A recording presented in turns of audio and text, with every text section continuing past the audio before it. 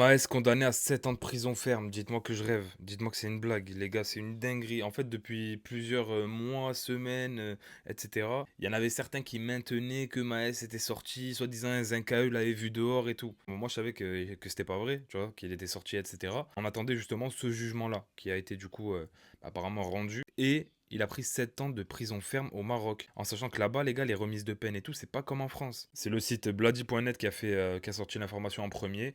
Voilà, avec tout un article où il explique les raisons de cette condamnation, etc. Et je me suis renseigné en fait pour voir si les remises de peine existaient au Maroc, parce qu'en France, s'il prenait 7 ans, il ferait vraiment pas 7 ans, logiquement, s'il se tient bien, etc., en prison. Le problème, c'est qu'au Maroc, c'est compliqué. Déjà, j'ai demandé est-ce que le fait d'être une personnalité publique est un avantage. Ils disent que pas vraiment, surtout pour des crimes graves. Au Maroc, ce qui compte pour un éventuel aménagement de peine, c'est la gravité des faits, le comportement en prison et l'absence de récidive.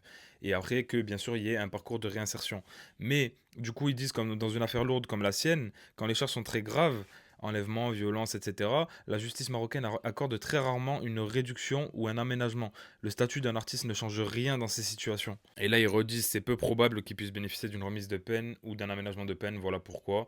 Et en fait, tout simplement parce qu'ils disent que les charges sont très graves, etc.